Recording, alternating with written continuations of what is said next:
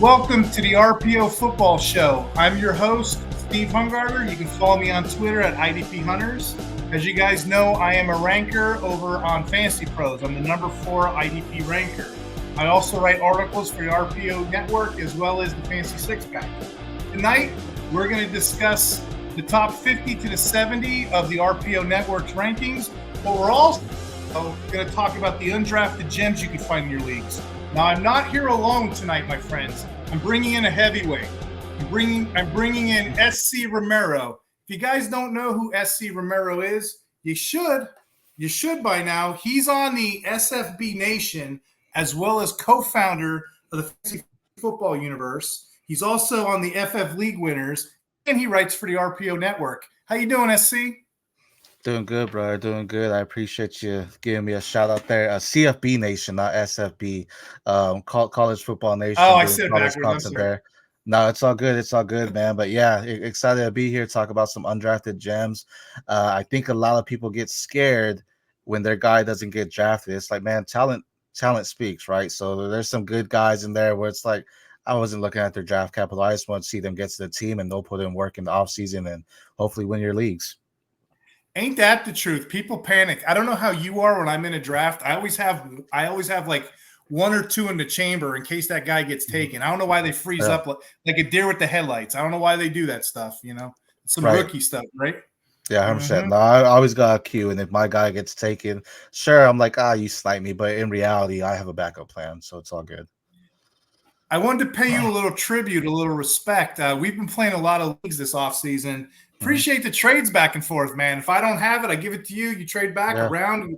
We've been kind of working it, right? Yeah, for sure. That's the best part about, Dynasty, and you talk about your drafts and stuff like that is, the trade atmosphere, right? And no time limit drafts, I feel that enhances your trades too, because you have time to shop around your picks and be like, okay, what can I do for this area here?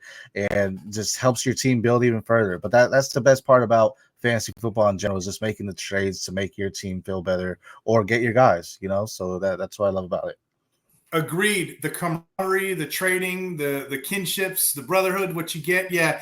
And mutual trades, man. You can get better and I can get better. You don't have to. I hate drafts that people don't trade. I'm like, you might as well just play best ball if you're going to act like that. You know what I mean? I wanted to ask you about this article that you wrote, the Undrafted Gems of 2024. There's some good finds in here. Question to you. What was your inspiration behind this? What possessed you to write this article?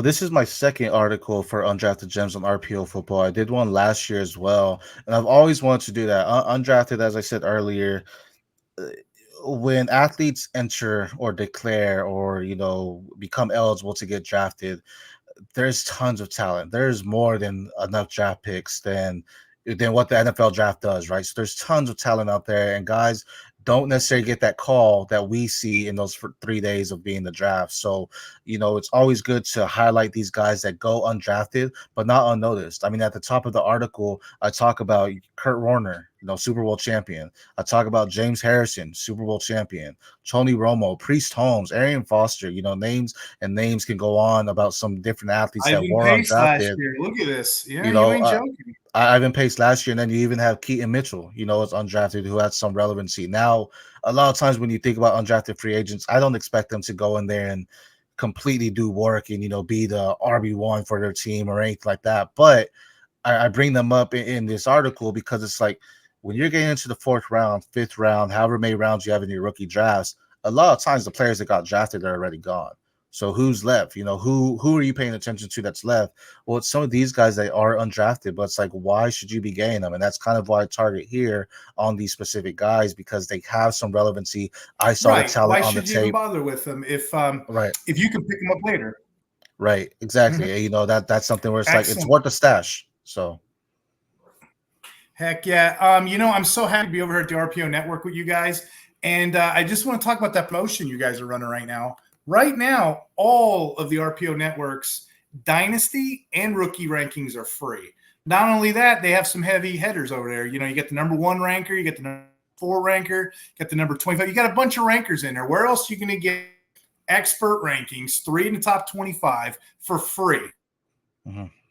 know. Yeah. So, if the audience out there on Spotify can't see my screen, I'm going to do the best I can to articulate this opportunity you have. But go over there and check out the work. Check out S.C. There's some fascinating articles. Like I said, I've never seen that before since I've been doing this, and these rankings are spot on. I mean, there's always a couple in every list that you want to not criticize but kind of critique. You know what I mean? But Right. I'd say like 2 or 3. But outside of that, these rankings are pretty impressive. SC, before we jump into your article, I finished with Leo's top 50. I was just going to read these names to you, and I just wanted to know if any of these guys that you're watching would you consider a gem, or better yet, maybe they're on your list. Is that okay? Yeah, let's get it. Okay, so I'll just go down to top 10 here. Number 51 was Bralen Allen. Number 52 was Jacob Cowing. Number 53 was Tyrice Knight. Number 54 was Jeremiah Trotter. Number 55 was Malik Washington. Number 56 was Eric All. Number 57 was Cade Stover. Number 58 was Dylan Laube. Number 59 was Darius Robinson. Number 60 was Chris Braswell. And let me just go another 10 deep, so that way we can say we didn't even 70. Number 61 was Jer'Zan Newton. Number 62 was Theo Johnson. Number 63 was Jamari Thrash.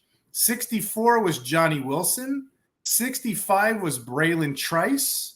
66, first DB. You see how we feel about DBs here. Is Mr. Newbin. 67, Cole Bishop. Here comes the run. 68 was Bullard. 69 was Rasheen Ali, who was injured. And number 70 was Marshawn Nealon. This would complete the top 1 through 60 of the RPO Network's rankings. But my question to you was, anybody in those lists there that was on your list, or maybe those are guys you're considering for your drafts? Yeah, none of them necessarily undrafted gems because they all got drafted, but I'll talk about 4 here. One being 53, Tyrice Knight. That I've been all over this kid. I think he's a great linebacker. He knows how to close in on the ball well. He went to Seattle, which is a great spot. Bobby Wagner's not there anymore. So he has opportunity there. I know they did get some linebackers in free agency, but this kid is an all-around just tackle machine. He led UTEP, University of Texas El Paso, in tackles this past season. I believe he was top 5 in the nation, if not the top. I can't remember exactly where he finished, but he was definitely up there. Linebacker, right? Dodson lost his green dot last year with Buffalo. So, Knight has a shot. So this is something that definitely I really enjoy him, and I'm targeting him in every IDP league that I can. My C2C leagues, I already had him, so I'm not that worried about it there. My other one's going to be Cade Stover there at 57. Reason why I like him, I know they got Dalton Schultz on the extension out there in Texas, but Cade Stover was also CJ Stroud's tight end.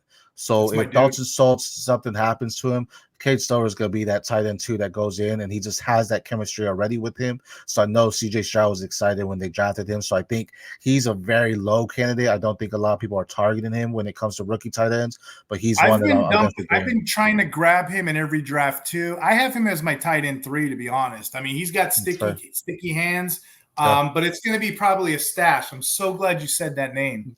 Yeah, I love Cade Stover. I'm getting him where I can. Other one, this one's tough, man, because I really like Jer'Zan Newton, coming out, but landing in Washington, man, that's very hard. They have Cooper there, and then they have the other one, Jonathan Allen, as the other guy there. So not Cooper, mistake there. Daryl Payne. They have 2 guys there where it's like, man, I really don't know if he gets in that playing time. Like, they're going to have to lose one of those guys for him to have some relevancy. So as talented as he is, he dropped on my rankings going to a place like the Commanders. But another one, rather lower, is out there. You just talked about the Bills. Cole Bishop, man. Cole Bishop is a dog. Like, I think he's going to be relevant. I think he's going to take a spot for being one of the starting safeties in the backfield. This guy knows how to attack the ball. He's not necessarily a ball hawk or anything like that, but he knows how to attack the ball. And in IDP, you want tackles, and I think Cole Bishop could bring that for you. So he's definitely someone I'm excited to see, especially going in a place like Buffalo. Like you with the IDP, I was excited about 2 years ago, and I'm not in a college league, so you have quite the advantage, I'm sure. But 2 years ago, everybody loved this DT class. You had a lot of 5-star recruits, but then the stats didn't show up last year. And, the position that comes and goes. Newton was the number one guy for quite a while, and he got hurt. And now Byron Murphy's getting all the press. And with the Commanders, I guess Quinn's, he's making a statement. He doesn't care what's there. He's getting his guys, bringing them in. I wouldn't be surprised if Allen gets the door next year. You know what I mean? But it's too early to tell. I got to wait till at least preseason game 3 or so. Yeah. With Quinn, he had a Legion of Boom. He had a cover 3. With Dallas, he had a NASCAR package. There's no telling how he's going to craft these guys, but he's got ballers. He's going to get them on the field. I like that. Have you noticed the DBs after Newbin? They all hit all these great landing spots. I can't – every single one of those guys has a case to be – two in this draft class. I'm not sure which is going to be, the more lucrative, but every single one of those guys I'm intrigued with late round. So those are smart picks. Yeah. And IDP, you're getting safeties, so you want to make sure you're still grabbing them. And I think all of them have some upside. Rather than being rookies, they have upside to get some playing time this year. So you nailed it. You took like, we just playing too many drafts together. You took every single one of my 5th round guys. I have one more and agree to disagree. But I target Dylan Laube because he's in that like draft bubble, draft window of guys like Estime, guys like Shipley. He's in that window of, I guess the dead space for running backs. He's probably going to get to the Raiders and be that third down catching back. I mean, Laube in school was the all-time he led the nation in all-purpose yards. So he's going to get that third down role. I'm not really scared of Alex Madison. Zamir White, we don't know what we have there. So I'd take a shot with Laube if he was there. Laube, Stover, those are my people right there. So yeah, Laube's a great pick, and I think he landed in the best opportunity for because the Raiders don't have a true RB1. We want to say Zamir White. Zamir White looked great at the end of the season, but yet we also know Zamir White has some injuries in the past too that could bring him down. And Madison didn't take the bell cow role that we wanted him last year. So there's not really too much competition there, if you will. So Laube's in a great spot, and he's definitely a great dart throw at the end of your drafts. Bralen Trice, middle 60s too. That's a pretty good deal. I would assume that anybody defensive lineman in Atlanta is going to get some significant snap counts too. But I'm more interested in this second part of the list. I'm more interested in these combined, these undrafted gems that you have here. I'm not going to lie. I pulled this up in my 32 league, and I'm just eating away like Pac-Man. I'm taking a bunch of your players down the board. Let me pull it up so the audience on Spotify, they can't see what I'm doing. You can go to YouTube. You can see I have the screen pulled up with SC's article that he wrote over here. Again, really good work. You can see the passion. You can see the love for the game in this, and great job talking about Tony Romo, Priest Holmes, James Harrison, all these names we forget about. Chris Harris Jr. Wow, we're undrafted. So. All of them, every single one of them. And then Ivan Pace is going to do great things. But in your article, anybody you're really excited about here? Anybody you want to highlight? The biggest one is going to be the first one on the offensive side of the ball. I'll give an offensive and defensive guy, but the first one on the offensive side is, Blake Watson. Nice. He didn't get invited to the combine, where I think that's where his draft stock, definitely left him. And so he went undrafted. Again, the coaches didn't see him at the combine, so you have to go back and watch the tape. This guy was a beast in Memphis, and Memphis produces running backs. We've seen it in the past. You've seen Darrell Henderson come from there. You've seen other great, talented running backs that are relevant in the NFL as well. What I love about this is the landing spot. Okay, you think about Bo Nix now out there in Denver. More than likely, he's going to be a starting quarterback. Bo Nix had an ADOT of 6.8 yards per throw last year, or per target, if you will say. And so with Blake Watson, man, Blake Watson shines when it comes to receiving, right? This is a kid that had, looking at the article here, 53 receptions for 9.1 yards per catch. This is amazing. This is something that's going to help him shine. You're not seeing Javonte do that. You have McLaughlin, but now you're even saying, you have Sean Payton coming out and saying, we saw the same things to what Alvin Kamara did. Now, he's not comparing it. He said, I'm not trying to compare it, but we saw some similarity traits. And I was even comparing him to that, but Blake Watson is such a versatile athlete. I think he's under the radar, where if he gets on the 53-man roster, he is going to be something that people are going to have to watch out for because of his receiving skills. They may not use him as a first or second down, but that third down back to catch the ball, to go out there and make a play and get an extra 10 yards, that's where Blake Watson's going to shine. I absolutely love this kid. In every single one of my drafts in the late rounds, I am taking him because I know people are sleeping on him. Don't sleep on this guy. He is going to be nice. You know, I wasn't even really tracking him till you brought him up, and I seen your tweet. And what SC is referring to, there was an interview with Sean Payton, and he said something, and I'm paraphrasing. It was something along the lines of, well, we're not going to compare him to Alvin Kamara, but then he just goes on for 20 minutes comparing him to Alvin Kamara. Yeah, exactly. So you the wheels were spinning, and me and SC, you know, we're up late. I don't know about you. I do waiver articles during the season. Mm-hmm. I read your article, and I'm like, okay, we're in a draft together right now. You have 2 6th-round draft picks. I don't know what you picked because I ain't been on here today, right? I'm like, he's going to go for Blake Watson. And in the back of my head, just the competitor I am, you know, I'm like, I'm going to come up, give some kid my fob, doesn't know what I'm doing. I'm going to take Blake Watson. But I'm like, no, what a crummy move that would be. That would be a dick move. You know, me and we've been trading all season. I'm not going to take your guy. I didn't even know who this was until you brought him up. And I thought I was scouting pretty good. So that's an excellent buy right now. And he cost you nothing. He cost you nothing. I did draft him, by the way, so I appreciate you not moving up. I did take him on my last pick. I was gonna, but I'm like, no, it's the relationships we create. You know what I mean? For sure. If I did that, knowing that because I know people do that to me. I know do that to me. And it's like, to be honest, I didn't want to do the top 26 to 50 video until we got through to the 6th round. I did because I had guys like Stover. I had guys in I had Isaac Guerendo in there too because I'm thinking, you know how it is. There's going to be that 1 week CMC gets hurt. And he's going to be a lottery ticket, you know. So that was my guy there. But yeah, Blake Watson was all you, buddy. And I've been picking him up everywhere I can. And he's not even in the top 70 on our list. So this is how deep. This is how deep for the audience at home, the audience on Spotify, YouTube. This is how deep RPO Network goes. We got great articles over here. We got guys writing content. We got rankings for free, rookie and dynasty. I can't sing that enough. We got rookie and dynasty for free. Come on over. We have expert rankers. We have guys in the field know what they're doing. How long have you been doing that college? I keep saying it wrong. I want to say CFB. It's not. Yeah, CFB. So College Football Nation. Oh. That's something that, man, I just been again, the industry is filled with great talented people that know football, and I've been blessed to be able to network with one of their guys, the mayor of college football, Nino Brown, and you know, he actually put me on with them. I said, you know, I want to learn more about college and be more in depth with that, and I live in Oregon, and you know, I want to talk more about Oregon Ducks, you know, and so I started doing a show with them over there, and I'll have a top 4 IDP rankings for them for college football. That site is more ranked towards actual college football, not necessarily fantasy content. So, you know, the top 4 rankings are based on what we think will be the top 4 in the nation when it comes to your interior defensive linemen, your edge rushers, your linebackers, safeties, cornerbacks. And so more things that come outside just Oregon football there. But that's the site to follow for sure, because they're talking about Devi Darlings. What I mean by that is guys you need to have an eye on for future rookie drafts. You know, they talk about overreaction Mondays, talk about who they're bringing up in specific you know, things that are going on in the college football nation and what you need to be watching out for.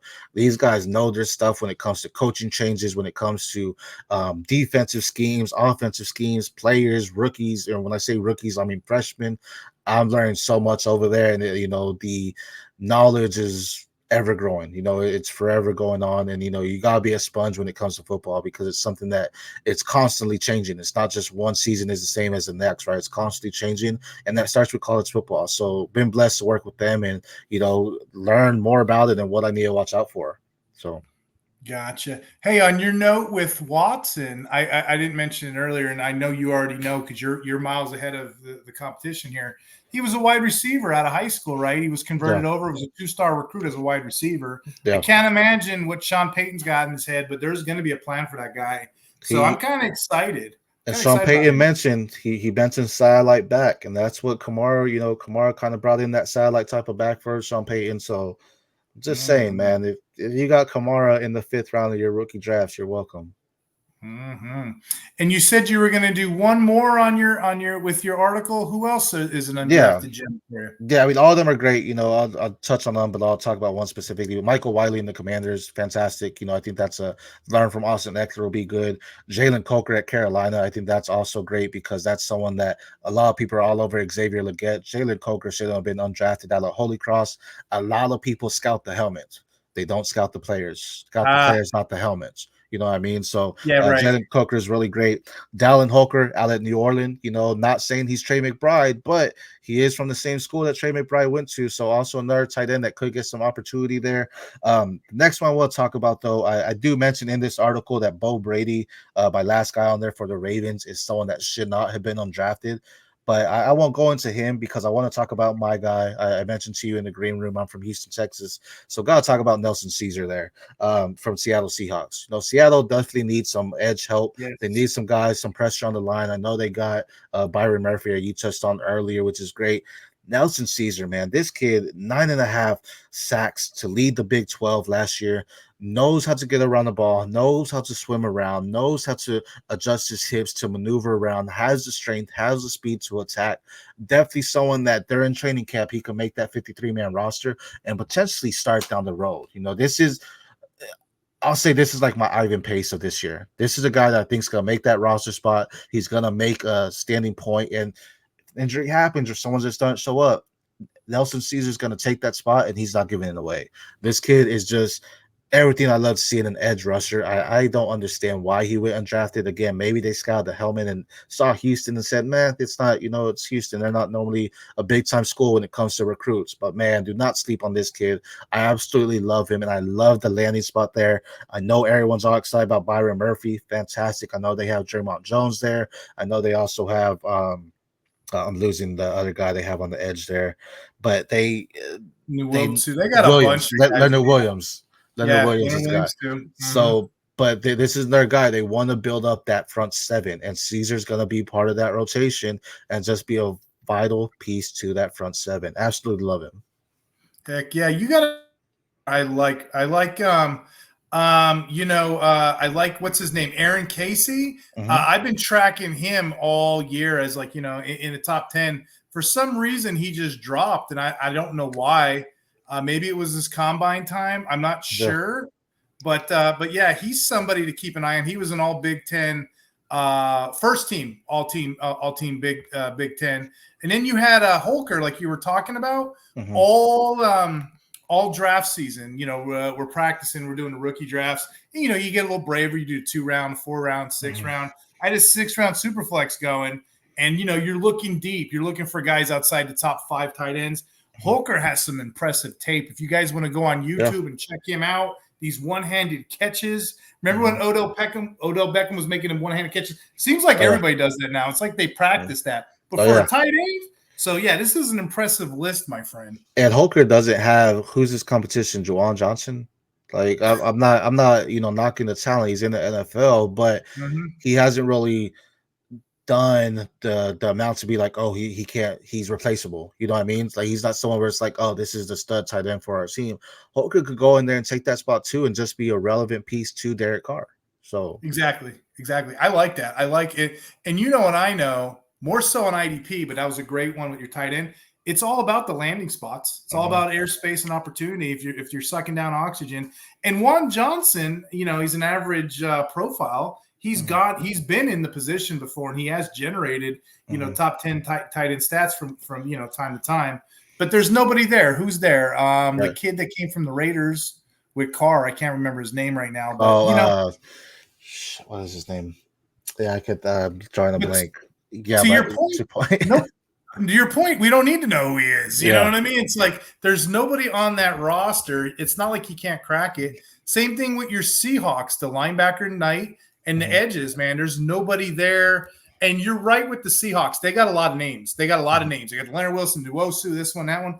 Usually when you have a lot of names and no one's a starter, you don't got nobody. You know what I mean? So it's like, I'm not – if you can't do it, you they want the impact player. And bringing up Casey, he's someone that I believe he was At one point in the season, he was my top 10. I think he slipped into my top 15 linebackers for incoming rookies here. Just a guy that the Bengals too. They have two veteran backs that are getting older, linebackers that are getting older, right? So they need to bring in that young, fresh blood that can learn from them and build on it and improve that rush defense as well. Casey attacks that line of scrimmage effectively. He's velociraptor when he goes after it. He could definitely hit the guys right in the middle and definitely close up the gaps there, that if the defensive line slips, Casey's right there to go in there and make it happen. So I think he's a great sleeper as well. I like your Velociraptor take right there. I'm have to take that. Hey, but the Saints got 6 tight ends on their roster. You're right. The guy's name was Foster Moreau. I don't know why I couldn't remember that. But yeah, besides Johnson, you got Foster Moreau. Tyson Hill, I don't think they're keeping him around with that salary, so consider him gone.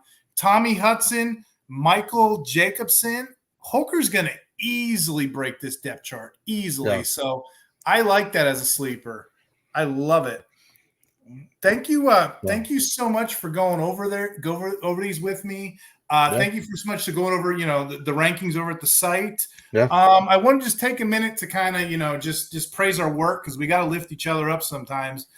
Respect to you. Why don't you tell the audience where they could find you and what you're working on?